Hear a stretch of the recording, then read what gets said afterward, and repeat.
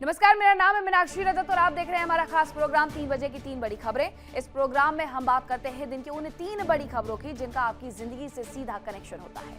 अक्सर खबरें बहुत सारी होती हैं, लेकिन उनमें से कौन सी आपके लिए सबसे जरूरी है ये समझना आसान नहीं होता। इसीलिए इस प्रोग्राम के माध्यम से हम आपके लिए चुनकर लाते हैं 3 ऐसी अहम खबरें जिनका असर कहीं ना कहीं आपकी जेब, आपकी सुरक्षा या फिर आपके रोजमर्रा के जीवन पर पड़ता है। और हमारा मकसद भी है कि कम समय में आपको साफ, सरल और काम की जानकारी दे सके, जिससे आप हर जरूरी खबर से अपडेट रहें।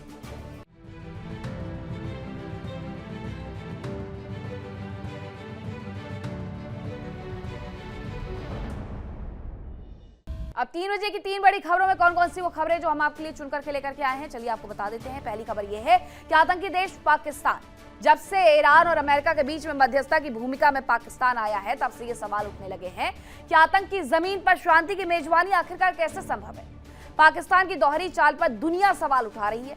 उधर बंगाल में सियासी खेला जारी है। हुमायूं को बड़ा झटका लगा है, तो क्या सत्ता की बिसात अब बदल रही है?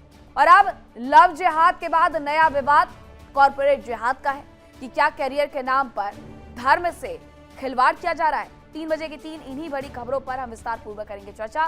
तो चलिए करते हैं शुरुआत। तो सबसे पहले बताते हैं आपको इस वक्त की बड़ी खबर। तो खबर यह है कि एक बार फिर से बैकफुट पर है पाकिस्तान। बातचीत के लिए पाकिस्तान फिर से बेनकाब हो गया है। पाकिस्तान का डबल गेम एक बार फिर से सामने आ गया है। बारूदी बयान और शांति राग एक साथ आखिरकार कैसे चलेगा?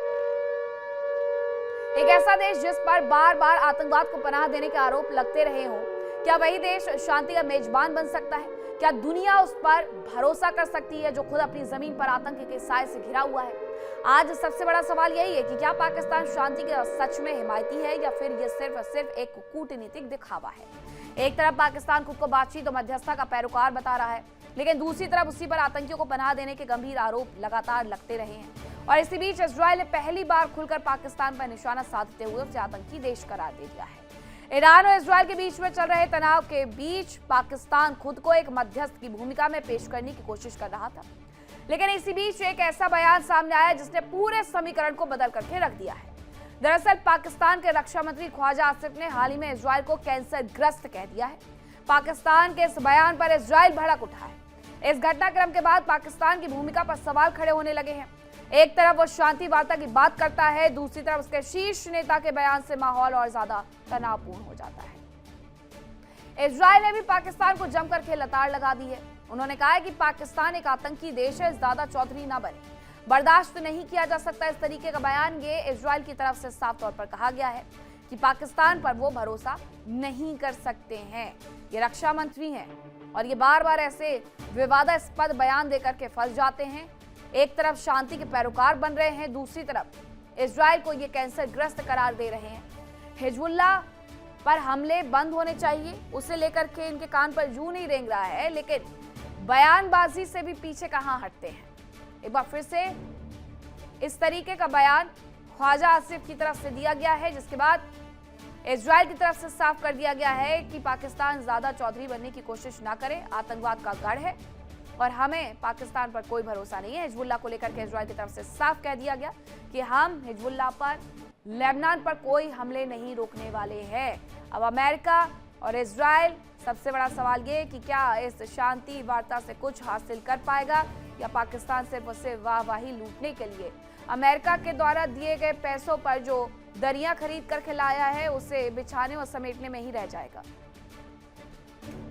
पाकिस्तान को भी कड़ी फटकार दी गई है इजरायल की तरफ से। हमारे साथ हमारे सहयोगी विकास जुड़ गए हैं। विकास, इस पूरे मुद्दे पर पाकिस्तान चौधरी बनने चला था, लेकिन इजरायल ने उसे उसकी सही जगह, असलियत उसे याद दिला दी है। जी बिल्कुल, देखिए पाकिस्तान सिर्फ अपने आप को आगे दिखाने की कोशिश कर रहा था और वो कहीं ना कहीं देखा जाए तो वो ट्रंप का एक प्यादा ही था जो उसके इशारों पर चल रहा था। जिस तरह से उसका पहला ट्वीट आया जिस पर लिखा गया था for prime minister of Pakistan, तो वो साफ साफ दिख रहा था कि जो उसको कहा जा रहा है सिर्फ वो तोते की तरह रट रहा है, उसकी अपना वजूद, अपनी औकात कुछ नहीं है। सिर्फ वो वही कह रहा है जो ट्रंप कह उससे कहलवाना चाहते हैं। और ऐसे में लगातार देखा जाए तो बाकी कंट्रीज इसको दरकिनार कर रही थी, जहां पे इजराइल ने उसको उसकी औकात दिखा दी, उसके साथ ईरान ने भी ये साफ साफ बोल दी कि हम तब तक इस्लामाबाद नहीं जाएंगे जब तक लेबनान पे हमले बंद नहीं होंगे। तो कहीं ना कहीं जो ये अपने आप को एक शांति का मसीहा बनाने की कोशिश कर रहा था, वो सारी जो चीजें थी वो वही धूमिल लोग। और सारी कंट्रीज जानती है शांति का मसीहा वो कैसे बन सकता है जो खुद ही आतंकवाद फैलाता हो। कितने दशकों से वो भारत में लगातार आतंकवाद फैला रहा है, लोग मासूम लोगों की जिंदगियां ले रहा है। तो ऐसे में उस कंट्री से शांति की अपेक्षा करना अपने आप में एक मजाक हो जाएगा, और वही वो साफ साफ दिख रहा था। आप देखिए वहां पर अगर शांति की बात भी करने की कोशिश की जा रही है तो भी इस्लामाबाद में 2 दिन के लिए एक तरह का ब्लैकआउट कर दिया गया है, सारे आने जाने वाले रास्तों को सील कर दिया गया, क्योंकि वो भी जानते हैं कि आतंकवाद जो है उनमें इतना भर भर के भरा है कि जो लोग वहां पर आ रहे हैं शांति की वार्ता करने, वही कहीं इसका शिकार ना बन जाए। तो ऐसे में पाकिस्तान कहीं ना कहीं इसमें अपने आप को भी फंसा चुका है कि कहीं अगर कहीं किसी तरह का कोई हमला पाकिस्तान में हो गया तो पाकिस्तान के लिए लेने के देने पड़ जाएंगे। लेकिन फिलहाल अभी ये शांति समझौता जो पाकिस्तान कहा जा रहा है, जो पाकिस्तान द्वारा किया जा रहा है, जिसके पीछे सिर्फ अमेरिका है, पाकिस्तान नहीं है, वो भी फिलहाल अभी धूमिल होता दिख रहा है। और इसके लिए किसी और कंट्री को, भारत या किसी और कंट्री को आगे आना पड़ेगा तभी समझौता हो पाएगा। वरना ये सिर्फ एक पाकिस्तान जो अमेरिका का एक जो रटा रटाया भाषण है या जो अमेरिका का पॉइंट दिया गया होगा उसी को रटेंगे, उसके अलावा किसी तरह का शांति समझौता नहीं करा पाएंगे। अभी भी स्थिति वही बनी हुई है जहां बार बार ईरान की तरफ से ये मांग की जा रही है कि हिजबुल्लाह पर हमले, लेबनान पर हमले रोक दिए जाएं, उसके बाद ही ये शांति वार्ता होगी। तो इजराइल तो खुद इससे, ईरान तो खुद इससे पीछे हटते हुए नजर आ रहा है, और अगर ईरान खुद ही पीछे हट गया तो फिर बातचीत किससे? बिल्कुल देखिए, पहले भी हम देखेंगे तो उन्होंने शांति एक पीस प्लान बनाया था जिसमें तुर्की और कतर को साथ बिठा के हमने पीस प्लान तैयार कर रहे हैं। लेकिन जब जो कंट्रीज जिनमें वॉर है उनको इन्वॉल्व नहीं किया गया तो काहे का पीस प्लान? ये एक सिर्फ शुरुआती एक स्टेप था जो अमेरिका की तरफ से कहा गया था, ताकि कहीं ना कहीं पाकिस्तान को सम लाया जाए। देखिए इस समय जो ट्रंप है वो बिजनेसमैन की तरह प्ले कर रहे हैं, वो एक पॉलिटिशियन की तरह प्ले नहीं कर रहे हैं। उनकी जितनी भी अगर आप ये पूरी रणनीति देखेंगे तो वो एक बिजनेसमैन की रणनीति है, वो एक अच्छे पॉलिटिशियन की, सजे हुए पॉलिटिशियन की नहीं है। किसी तरह का कूटनीतिक दबाव नहीं है, सिर्फ जल्दबाजी में लिए गए डिसीजन है जिसका भुगतान पूरी दुनिया को करना पड़ रहा है। और ऐसे में कहीं ना कहीं लग रहा है, ऐसे इसकी पुष्टि तो नहीं की जा सकती, लेकिन लग ऐसा रहा है कि कुछ पाकिस्तान के साथ कुछ पर्सनल रिलेशन है, ये कोई पर्सनल ऐसे बिजनेस है जिसकी वजह से वो पाकिस्तान को लगातार प्रमोट करने की कोशिश कर रहे हैं। लेकिन पूरी दुनिया जानती है कि पाकिस्तान की असलियत क्या है, पाकिस्तान की औकात क्या है। एक फरेब लगातार पाकिस्तान की रगों में है और वो सिर्फ झूठ का पुलिंदा है। ऐसे में कोई भी कंट्री, ईरान हो, इजराइल हो, कोई भी विश्वास नहीं करता। तो ऐसे में जो पहले एक शांति जो वार्ता जो धूमिल होती लग रही थी पाकिस्तान के बीच में आने से, वो बिल्कुल ही खत्म हो चुकी है। और आप देख लीजिएगा किसी तरह का कोई शांति वार्ता हो नहीं पाएगी, क्योंकि पाकिस्तान जो है वो सिर्फ अमेरिका की बोली बोलेगा, वो ईरान की नहीं सुनेगा। ऐसे में जब ईरान की सुनेगा नहीं तो ईरान का उस शांति वार्ता में बैठने का या मानने का कोई औचित्य नहीं रहता। तो ऐसे में ये आज भी खत्म है शांति वार्ता और कल भी खत्म होने के पूरे चांस है। और अगर कुछ हो भी जाती है शांति आपस में किसी तरह से किसी स्टेप पे फाइनलाइजेशन हो भी जाती है तो भी कहीं ना कहीं ईरान और अमेरिका में अपने आप को स्ट्रेट दिखाने की जो एक लगातार वोट चल रही है उसकी बलि कहीं पाकिस्तान ना चढ़ जाए, ये देखने वाली बात होगी आने वाले समय। बिल्कुल। और यहाँ पर एक बड़ी खबर आ रही है कि इजराइल ने पाकिस्तान को धमकाया है। पाकिस्तान के रक्षा मंत्री को नेतन्याहू ने नसीहत दी है। ख्वाजा आसिफ के बयान पर उन्होंने आपत्ति जताई है, नाराजगी जाहिर की है। इजराइल के विनाश की बात बेहद आपत्तिजनक है। उन्होंने कहा है कि इजराइल के खिलाफ यह बर्दाश्त नहीं किया जाएगा। तो ये बड़ी खबर आपको बता रहे हैं, कहीं ऐसा ना हो कि पाकिस्तान के ख्वाजा आसिफ का ये बयान उन पर ही भारी पड़ जाए। Prime minister of Israel office से ये जो पोस्ट किया गया है वो देख लीजिए कि इजराइल को जो आपने बीमारी कहा है, ये जो स्टेटमेंट है वो बिल्कुल भी स्वीकार नहीं किया जाएगा और ये शांति वार्ता को बाधित करते हुए नजर आ रहा है। ये भी उसमें लिखा गया है, इजराइल के खिलाफ ये बर्दाश्त नहीं किया जाएगा। इजराइल के विनाश की बात बेहद आपत्तिजनक है। विकास, इसी बात की हम बात कर भी रहे थे कि ख्वाजा आसिफ जो बयान दे रहे हैं कहीं ऐसा ना हो कि वो उसी में फंस जाए, और वही हुआ। क्या कुछ पोस्ट किया गया है नेतन्याहू के ऑफिस से, वो हमने अपने दर्शकों को दिखाया कि ये इजराइल के विनाश की बात उस वक्त कर रहे हैं जब ये शांति की बात कर रहे हैं, और शांति और विनाश एक साथ। जी बिल्कुल, देखिए लगातार जिस तरह से ये बयानबाजी हो रही है, कहीं ना कहीं पाकिस्तान ने सोचा कि हमारी जो इमेज है बहुत बड़ी बन गई है। हम किसी देश के लिए कोई भी बयानबाजी कर सकते हैं। देखिए, आप देखिए, आप एक शांति समझौता कराने जा रहे हैं जिसमें इसराइल भी कहीं ना कहीं एक बहुत बड़ी भूमिका निभाएगा, क्योंकि देखिए यूएस के खाली शांति समझौते से कुछ नहीं होगा। शांति वार्ता तभी होगी इसराइल भी उसको मानेगा। और जिस तरह से वो लगातार लेबनान पे या अन्य कंट्रीज पे, ईरान पे हमले जो कर रहा था, उसको रोका जाएगा। तो ऐसे में आप इसराइल के खिलाफ ही बोल रहे हैं कि वो मानवता का दुश्मन है, मानव अभिशाप है और कैंसर है मानवता के लिए। तो ऐसे में कहीं ना कहीं इसराइल ने इसकी कहीं ना कहीं कड़ी आपत्ति जताई है। देखना होगा कि अब इसको लेकर क्या कोई नया ट्वीट यूएस से भेजा जाता है पाकिस्तान में, जिसको फिर से एक बार रीपोस्ट किया जाएगा इनके मिनिस्टर द्वारा या इनके प्रधानमंत्री द्वारा, या फिर इस पे कड़ी कार्रवाई करते हुए कोई इसराइल कोई इन बातों को या इन शर्तों को मानने से मना कर देगा। देखिए, जिस तरह से हम कह रहे हैं कि ये शांति वार्ता ज्यादा देर चल नहीं, पहली तो बात ही सक्सेसफुल ही नहीं हो पाएगी। जिस तरह से बचकानी हरकतें वहां के नेता कर रहे हैं, वैसे ही सक्सेसफुल नहीं हो पाएगी। लेकिन अगर सक्सेसफुल होती भी है तो क्या कितनी देर चल पाएगी, ये देखने वाली बात होगी, क्योंकि ईरान यूएस के आगे झुकेगा नहीं और इसराइल जो है वो पूरी तरह से ईरान के प्रेशर में आएगा नहीं।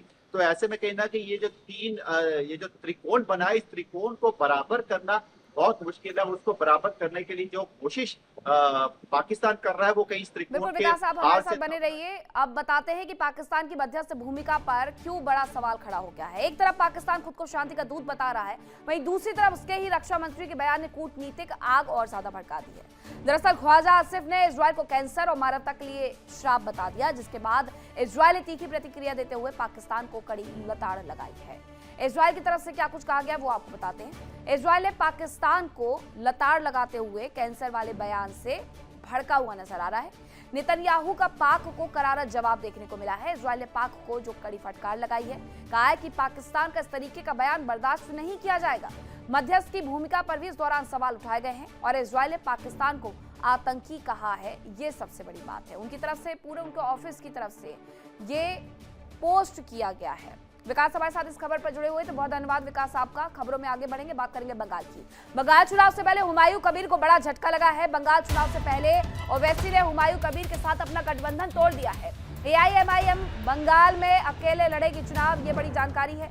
वहां गठबंधन को लेकर के पूरा मंच सजाया गया, प्रेस वार्ता की गई, लेकिन अब ये गठबंधन खड्डे में चला गया है। पश्चिम बंगाल विधानसभा चुनावों में ये तगड़ा ट्विस्ट है।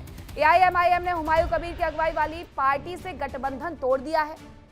ओवैसी की पार्टी ने यह बड़ा फैसला हुमायूं कबीर के वायरल वीडियो के बाद उठाया है, जिसमें वो बीजेपी से 1000 करोड़ मिलने की बात कह रहे हैं। इस पूरे मामले ने राजनीति को और गर्मा दिया है। बीजेपी ने इस खुलासे को नकार दिया है। एआईएमआईएम ने अपने बयान में कहा है कि बंगाल के मुसलमान सबसे गरीब, उपेक्षित, शोषित समुदाय में से एक है। दशकों तक धर्मनिरपेक्ष शासन रहने के बावजूद उनके लिए कुछ भी नहीं किया गया। किसी भी राज्य में चुनाव लड़ने के पीछे एआईएमआईएम की नीति ये है कि हाशिए पर पड़े समुदाय की अपनी एक स्वतंत्र राजनीतिक आवाज हो। पार्टी बंगाल चुनाव स्वतंत्र रूप से लड़ेगी और आगे किसी भी पार्टी के साथ कोई गठबंधन नहीं होगा। बीच चुनाव में एआईएमआईएम की तरफ से हुमायूं कबीर का हाथ छोड़ने से उनकी छवि को झटका लगा है। ऐसे में अब मुस्लिम कैसे यकीन करेंगे कि हुमायूं कबीर के साथ उनके हित तो सुरक्षित रहेंगे, क्योंकि टीएमसी पहले से ही हुमायूं कबीर को बीजेपी की बी टीम बता रही है। और हमारे साथ हमारे सहयोगी अमर देव जुड़ गए हैं, उनका रुख कर लेते हैं। अमर, इस पूरे मामले में गठबंधन तो टूट गया है, लेकिन सियासी समीकरण भी बहुत ज्यादा बंगाल में इस दौरान बदल गए हैं।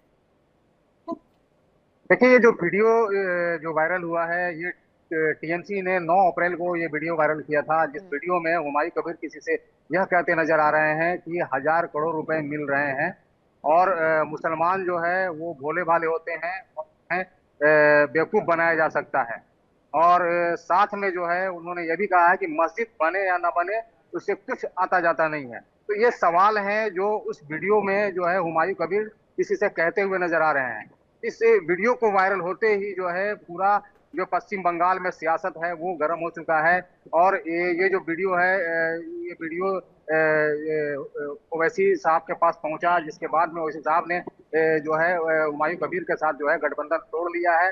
तोड़ने के बाद जो है अब उन्होंने यह ऐलान कर दिया है कि पश्चिम बंगाल के जो विधानसभा चुनाव है वो अकेले दम पर लड़ेंगे और वो जो है इस विधानसभा चुनाव में इसी के साथ गठबंधन नहीं करेंगे। तो कहीं ना कहीं ये कहा जा सकता है कि जो है हुमायूं कबीर जो है, हुमायूं कबीर के ऊपर जो टीएमसी लगातार जो आरोप लगा रही थी कि जो हुमायूं कबीर बीजेपी की बी टीम है, तो वो कहीं ना कहीं जो सच साबित होते हुए नजर आ रही है। और इसी को लेकर जो है अभी हुमायूं कबीर इस बीच जो है अपना बयान एक जारी करके वो उन्होंने कहा है कि ये जो वीडियो जो वायरल हुआ है ये वीडियो एआई जनरेट वीडियो है।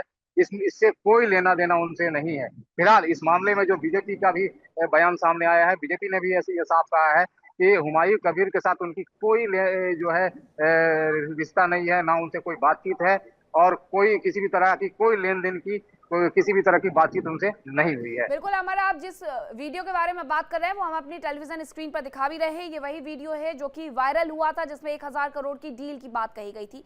लेकिन इस पूरी वीडियो पे क्या बीजेपी की तरफ से या फिर जो खुद हुमायूं कबीर दिख रहे हैं उनकी तरफ से भी कुछ कहा गया है? अब आपसे मैं ये सवाल का जवाब लूं उसके पहले अपने दर्शकों को सुनवा देती हूँ कि आखिरकार ये पूरा माजरा है क्या।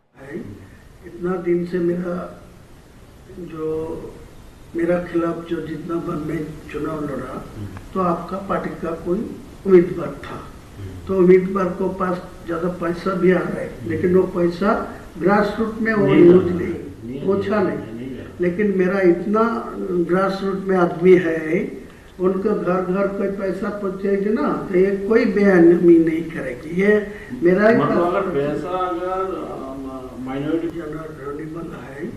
इतना दिन से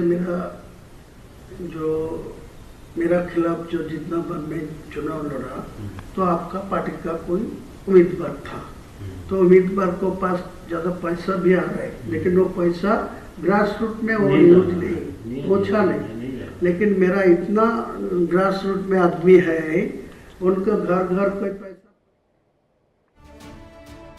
इस पूरे वीडियो में वो ये कहते हुए जरूर नजर आए हैं कि जो पैसा आ रहा है वो ग्रास रूट में भेजा जाएगा, वहां उनके तमाम कार्यकर्ता हैं। हालांकि उसमें वो लाइन नहीं बताई गई है जिसमें 1000 करोड़ रुपए का जिक्र किया गया है। अब हुमायूं कबीर खुद भी इस पर साफ सफाई पेश करते हुए नजर आ रहे हैं। हालांकि सच ये है कि इसी आधार पर AIMIM की तरफ से गठबंधन तोड़ दिया गया है। अब सफाई क्या आ रही है वो जरा सुनिए। देखिए, मैं अल्लाह को ऊपर भरोसा है, मैं किसी को कोई साजिश को मैं गुरुत्व नहीं दूंगी, किसी साजिश को मैं नहीं डरूंगी। मैं अल्लाह को ऊपर पूरा भरोसा करके आपको उम्मीद कर रहा है। जो मेरा 200 को आसपास जो उम्मीदवार है, इनसे तृणमूल जो गवर्नमेंट है, जो ममता बनर्जी सरकार है, 3 बार वो मुख्यमंत्री चुनाव गया, तो वो मुसलमान को सपोर्ट में मुसलमान को चुनाव में वोट लेके ही 3 बार मुख्यमंत्री बना। मैं एक पॉलिटिकल पार्टी ऐसा बनाया, कोई हिंदू के लिए बनाया, कोई मुसलमान के लिए भी, आम आदमी को हित के लिए काम करने के लिए बनाया। अगले दिन मेरा शानदार रिजल्ट आएगी, मैं पश्चिम बंगाल का कुर्सी में डायरेक्ट बैठेगी, नहीं तो मेरा रिमोट कंट्रोल मेरा हाथ में ही रहेगी। ये आपको बोल रहा हूं। मुकाबला मैं खुश मिजाज में है, मैं अल्लाह के ऊपर भरोसा करके ममता बनर्जी को भी हराएगी और जो सांप्रदायिक बीजेपी है उनको भी पश्चिम बंगाल में सत्ता में नहीं आने देना। तो सफाई देने के अलावा कुछ भी बचा नहीं है इसमें। अगर सफाई नहीं देंगे तो ये जो थोड़ी बहुत सीटें जीतने वाले थे अमरदेव, हुमायूं कबीर, वो भी हार जाएंगे। लेकिन जनता के बीच जो विश्वास बनाने की कोशिश की थी उसको जरूर एक बड़ा धक्का पहुंचा है। बिल्कुल, जिस तरीके से ये वीडियो वायरल हुआ है, वीडियो को लेकर कहीं ना कहीं जो है मुसलमान जो है पश्चिम बंगाल के उन तक ये वीडियो पहुंचा है और ये वीडियो देखकर उनके अंदर भी यह जरूर ये है ये मामला निकल कर सामने आ रहा है कि आखिर किस तरीके से जो है मुस्लिम समुदाय को ये इन्होंने इस तरीके से जो है बेचने का काम किया या इससे नीचा गिराने का काम किया। तो कहीं ना कहीं है ये फैक्ट होगा और पड़ेगा उनके इस चुनाव में और वोट बैंक उनका खत्म होने का भी एक जो है चांस लग रहा है। लेकिन इस बीच जो है लगातार जो है टीएमसी लगातार उसको पर जो है प्रभाव बनाए हुए है और उनको जो है बीजेपी का बी टीम बताकर उनको जो है सियासी जो है हमले करते हुए नजर आ रही है और ये साफ कह रही है कि कहीं ना कहीं जो है ये हुमायूं कबीर ये बीजेपी के साथ जुड़े हुए हैं और उन्हीं के लिए ये काम कर रहे हैं। क्योंकि जिस तरीके से जो है बाबरी मस्जिद बनाने का जो मामला जो सामने आया था और जिसके बाद जो उनको पार्टी से निकाला गया, पार्टी से निकालने के बाद उन्होंने अपना पार्टी जो है AJUP जो लॉन्च किया, जिसके बाद से वो उन्होंने करीब 200 सीटों पर उन्होंने जो है अपना उम्मीदवार उतार दिए हैं। इस बीच उनका जो है ओवैसी साहब के साथ जो है का गठबंधन हुआ।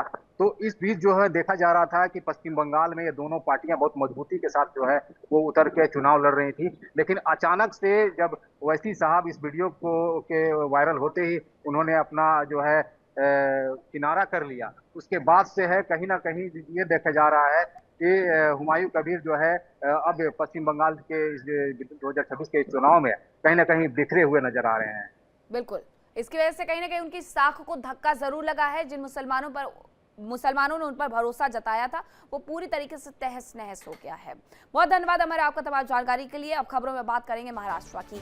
महाराष्ट्र में महिला कर्मचारियों के साथ यौन शोषण मामले में नासिक में आईटी कंपनी में ये यौन शोषण का मामला सामने आया है, जिस पर नितेश राणे का बड़ा आरोप है कि नासिक की टेक कंपनी में कॉर्पोरेट जिहाद चल रहा है। लव और लैंड जिहाद के बाद अब कॉर्पोरेट जिहाद चर्चा का विषय बना हुआ है। करियर के नाम पर युवाओं की धार्मिक भावनाओं के साथ खिलवाड़ चल रहा है। दरअसल महाराष्ट्र के नासिक में एक आईटी कंपनी से हिंदुओं को जबरन कन्वर्जन कराने और 8 महिला कर्मचारियों के साथ यौन शोषण करने का मामला सामने आया है। नासिक पुलिस ने 6 आरोपियों को गिरफ्तार किया है। मामले को गंभीरता से लेते हुए महिला कर्मचारियों की शिकायत दर्ज कर असिस्टेंट कमिश्नर ऑफ पुलिस ने नेतृत्व में एक एसआईटी गठित कर दी गई है। राज्य सरकार में मंत्री नितेश राणे ने इसे कॉर्पोरेट जिहाद करार दिया और समाज के लिए गंभीर खतरा बता दिया है। हुआ क्या है, नासिक की आईटी कंपनी में शर्मनाक खुलासा हुआ है। नासिक में ऑफिस शोषण का अड्डा बना है, जहां पर ये काला खेल सालों से चल रहा था। कॉर्पोरेट दफ्तर में महिला कर्मचारियों का सालों तक यौन शोषण, जिसके बाद अब एफआईआर दर्ज हुई है। एसआईटी गहराई से इस मुद्दे पर जांच करने वाली है। नितेश राणे ने इसे कॉर्पोरेट जिहाद नाम दे दिया है। हमारी सहयोगी नैना हमारे साथ जुड़ गई हैं न्यूज रूम से। नैना, इस पूरे मुद्दे का खुलासा आखिरकार कैसे हुआ और नितेश राणे के ये बड़े आरोप, इसमें कितनी सच्चाई? देखिए, अपने आप में बहुत हैरान कर देने वाला ये मामला सामने आया है मीनाक्षी। नासिक खासतौर से ये कहा जाए कि जिस जगह पर बड़ी कंपनी है, आईटी कंपनी है, टीसीएस बीपीओ ये कंपनी थी, जिसमें अचानक से हड़कंप उस समय मच गया जब कई महिलाओं की तरफ से, महिला जो वर्कर्स एम्प्लॉयज़ उनकी तरफ से शिकायत की गई। उनकी तरफ से कहा गया कि उनके साथ अश्लील हरकतें की गई, उनके ऊपर दबाव बनाया गया। धर्मांतरण जैसे मामले भी इस दौरान सामने आए हैं। धर्म परिवर्तन का भी दबाव बनाने की कोशिश की गई। और सबसे खास बात ये कि बाकायदा इसकी शिकायत प्रबंधन को की गई, मैनेजमेंट को की गई, लेकिन मैनेजमेंट की तरफ से कोई एक्शन नहीं लिया गया। काफी लंबे समय से ये तमाम महिलाएं पीड़ित थीं और आखिरकार उन्होंने कोशिश की, हिम्मत जुटाई और वो सामने आई, पुलिस में शिकायत की गई। अब आप इसको अलग अलग हिस्सों में समझिए। एक तो बहुत लंबे समय से ये सारी चीजें चल रही थी। जब पूरा मामला सामने आया, संज्ञान में आया, तो पुलिस ने भी बाकायदा सुनियोजित तरीके से इस पूरे मामले पर एक्शन लेने का सोचा। बताया जा रहा है कि 7 टीमें महिला पुलिसकर्मियों की बाकायदा अलग अलग गठित की गई थी और उन्होंने मीटिंग के दौरान ये खुद पाया कि कैसे कुछ ऐसे सीनियर्स हैं जो महिलाओं के साथ में, अपनी फीमेल एम्प्लॉयज़ के साथ में अश्लील हरकत कर रहे हैं या फिर उनके साथ में अब ये कहा जाए कि उस रूप में गलत कृत्य या इशारे कर रहे हैं जो सामान्य नहीं माने जाते। और कई लोगों को रंगे हाथों पकड़ा गया, ये भी स्पष्ट हुआ। इतना ही नहीं, 40 से ज़्यादा सीसीटीवी फुटेज खंगाले गए पिछले काफ़ी लंबे वक्त से रिकॉर्ड, जो फिलहाल अभी सामने नहीं आ पा रहा है, लेकिन कई सीसीटीवी फुटेजेस में जो शिकायतें पाई गई वो बिल्कुल सही थी। अब जब ये पूरा मामला सामने आया तो उसके बाद में राजनीति भी जमकर होती हुई नजर आई, हड़कंप भी मचता हुआ नजर आया। महाराष्ट्र क्योंकि बड़ा आईटी हब है, कई बड़ी कंपनी से ऐसी तस्वीर यहाँ पर नजर आई। अब नीतीश राणे ने जब इस बारे में कहा तो उनकी तरफ से स्पष्ट कहा गया कि ये कॉर्पोरेट जिहाद है। क्यों? क्योंकि जिस रूप में एक पूरा पैटर्न नजर आता है, काफी लंबे समय से जब शिकायतें की गई, मैनेजमेंट ने उन शिकायतों को गंभीरता से नहीं लिया, जबकि आरोप बहुत ज्यादा गंभीर थे। इतना ही नहीं मीनाक्षी, एक और बात सामने आई थी। जब आरोपियों को गिरफ्तार करके पेश किया गया तो नीतीश राणे ने कहा कि 600 से ज्यादा लोग इस दौरान यहाँ पर मौजूद रहे, जो दर्शाता है कि किस रूप में ये एक नेक्सस है। दूसरी बात ये भी कहा कि ये इसी तरह के लोग होते हैं, जब कोई आतंकी को पकड़ा जाता है या फिर उसे ढेर किया जाता है तो उसके जनाजे में शामिल होने के लिए लोग पहुंच जाते हैं, बचाव करने के लिए पहुंच जाते हैं। अगर कोई गलत कार्य है तो उसे दबाने की या ये कहा जाए हल्ला करके प्रभावित करने की कोशिश की जाती है। ये भी एक उसी तरह से तस्वीर नजर आती है। लेकिन हमें ये भी नहीं भूलना चाहिए कि आईटी जिसका एक बहुत बड़ा जाल है, ये कहा जाए खासतौर से महाराष्ट्र में कई बड़ी कंपनीज हैं, टीसीएस बीपीओ जैसी जो बड़ी कंपनी से अगर वहां पर ऐसी तमाम महिलाओं के नाम सामने आते हैं तो वो बहुत गंभीर मसला हो जाता है। अभी फिलहाल कई एफआईआर जो दर्ज हुई हैं, अब माना जा रहा है कि जिस रूप में ये एफआईआर या कुछ पीड़िताएं सामने आई हैं, जल्द ही कई अन्य केसेस भी सामने आ सकते हैं और गिरफ्तारियां और बढ़ सकती हैं। मीनाक्षी, बिल्कुल, ये जो तस्वीर है उसमें दिख भी रहा है कि इसमें 1-2 नहीं बल्कि 4-4 लोगों को गिरफ्तार किया गया है। बिल्कुल इनकी संख्या भी बढ़ सकती है। लेकिन है ना, धर्म नगरी में इस तरीके का कार्य किया जा रहा था, सालों से किया जा रहा था और किसी को भनक तक नहीं लगती है। यानी नेक्सस तो सच में बहुत बड़ा रहा।